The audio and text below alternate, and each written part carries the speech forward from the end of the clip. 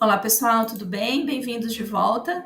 Nós iniciamos agora o segundo vídeo da aula de funções, onde nós vamos definir o que são funções injetoras, sobrejetoras e bijetoras.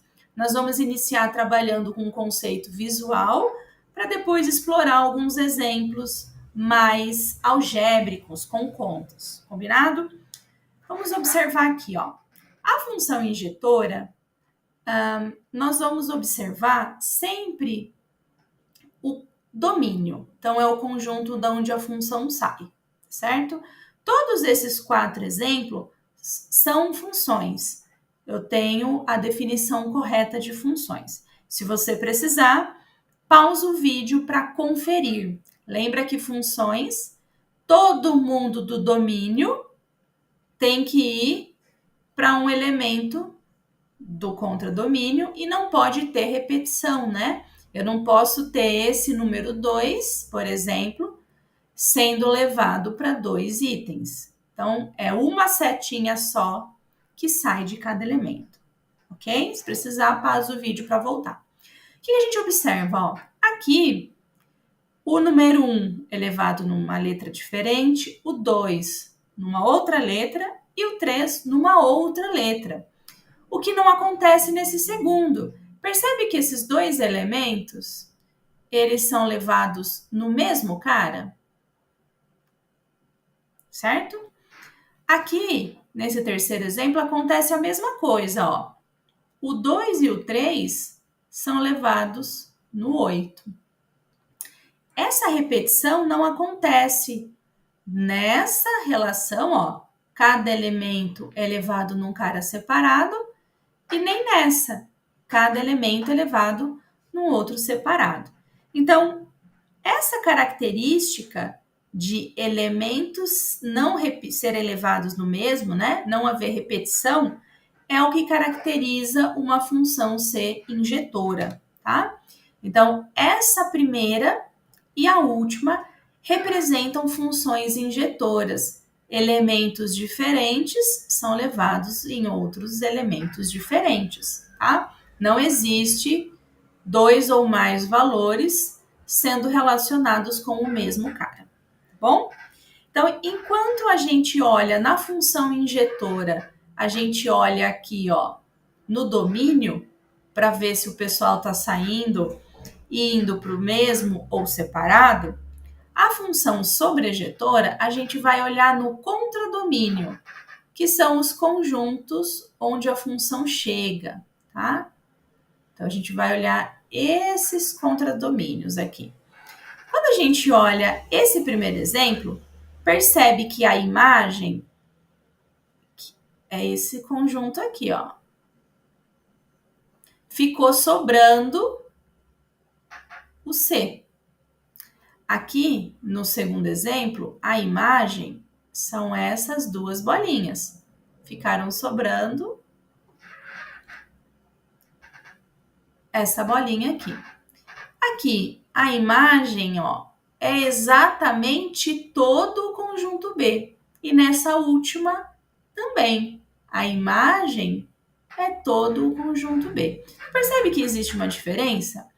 A gente vai sempre olhar, não pode sobrar nenhum elemento para que a função seja sobrejetora, tá bom? Então, a sobrejetora acontece quando você tem todo o contradomínio, que é o conjunto onde ela está chegando, exatamente igual à imagem. Isso quer dizer que todos os elementos do contradomínio está relacionado a alguém, chega uma setinha nele, tá bom? Então, essa daqui não é sobrejetora e nem essa, porque sobra um elemento que não está relacionado e sobra também um elemento que não está relacionado, ok? E aí, percebe que essa última aqui, ó,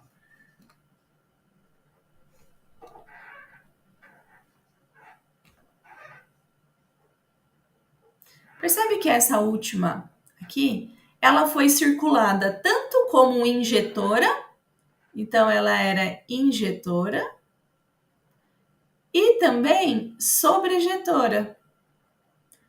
Quando uma função é tanto injetora como sobrejetora, a gente diz que ela é bijetora, tá? Quando a função é injetora e sobrejetora, nós dizemos que ela é bijetora, ok? Então, a única função aqui é essa, ó. Percebe que todos os elementos daqui vão para cá, um só, não sobra ninguém do lado de cá. Percebe? Ó, é 1 para 1. 1 para 1, não sobra ninguém de nenhum dos dois lados. Tá? Então, essa não é bijetora, porque sobra um elemento aqui. Ela não é sobrejetora, essa daqui, porque sobrou um elemento. Tá bom? Essa daqui, essa terceira, tem 2 elementos sendo levado em um só. Mesmo que não sobra ninguém, 2 elementos, ela não é injetora. Não é injetora, tá? E essa daqui, ó, ela não é nenhuma das duas coisas. Por quê? Ela não é injetora porque tem 2 chegando em 1. E ela também não é sobrejetora porque tem um cara aqui. Ela não é nem injetora, nem sobrejetora, tá? Então, essas 3 primeiras, elas não são bijetoras. Lembra que bijetor quer dizer as duas coisas, tá? Injetora ou sobrejetora. Combinado? Vamos ver alguns exemplos, tá? Nosso terceiro exemplo da aula. Os outros 2 começaram na primeira parte da aula, tá bom? Primeiro vídeo. Considere a função que sai do conjunto A e chega no conjunto B, que leva o elemento no seu dobro. Então, a gente já viu essa função lá nos primeiros exemplos, tá bom? No primeiro vídeo. O que a gente está observando? Ó, eu estou observando que todos os conjuntos, os elementos do A, vai para um elemento só, tá vendo? Não repete. Então, ela é injetora. Ok? Ela é injetora. Porque valores diferentes estão sendo levados em elementos diferentes. Mas ela não é sobrejetora. Por que ela não é sobrejetora? Conseguem ver? Porque o meu contradomínio, ó, essa é a imagem. A minha imagem é só uma parte do contradomínio. Olha quantos elementos sobrando aqui, tá? Então, se ela é injetora, mas não é sobrejetora, ela não pode ser bijetora, ok? Porque para ser bijetora precisa ser as duas coisas. Combinado? Dá uma olhada aqui no slide, tá? Se precisar, pausa e veja quantas vezes for necessário. O nosso quarto exemplo, estou trabalhando aqui com uma função real, que ela sai dos números reais e também chega, e ela leva todo número no seu sucessor. Então, por exemplo, ela leva, se o x for 0, a função de 0, o resultado é 1. Se o x for 0,7, ela leva o 0,7 no 1,7, ok? Então, ela está levando os elementos assim. Se o meu x for menos 4, a função do menos 4 mais 1, levar no menos 3, tá bom? Então, ela está jogando o número para frente. Essa função, pessoal, ela pode ser aplicada em todos os números reais, certo? E aí, o que a gente pode observar? Se os valores são diferentes, para qualquer valor, mesmo que eles fossem bem próximos, se você somar 1, não tem como 2 elementos diferentes chegar no mesmo cara. Então, ela é injetora. Ok? Ela é. E mais do que isso, ela é sobrejetora. Como que eu sei disso? Imagina qualquer número do contradomínio, que são os números reais. Qualquer número, o 7, o 2 milhões, o 1,74, qualquer um.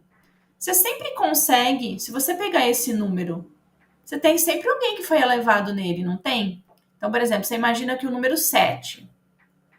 Tem alguém que foi elevado no 7? Sim, o 6. Porque eu peguei o 6 e levei no 6 mais 1, que dá 7. Ah, o 1,93. Teve alguém que chegou no 1,93? Sim, o 0,93.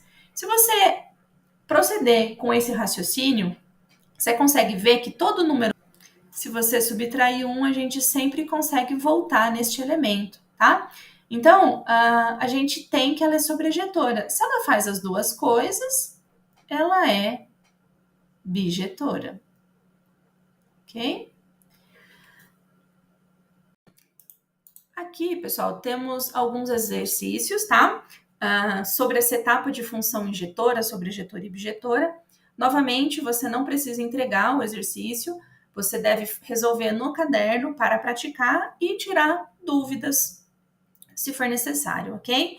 O primeiro deles, você vai avaliar cada diagrama e vai dizer se no diagrama ela é injetora, bijetora ou sobrejetora para cada um desses itens. E o quarto exercício é semelhante ao exemplo que nós acabamos de estudar, para você avaliar uma função real e entender se ela é bijetora. Lembra que para ser bijetora precisa ser tanto injetora como sobrejetora, tá bom? Então você vai fazer o teste, a avaliação para esse valor e argumentar, ok? Pause o vídeo, volte o vídeo, assista quantas vezes for necessário e, se precisar, me procure no Teams ou nas aulas presenciais. Combinado? Obrigada e até a próxima.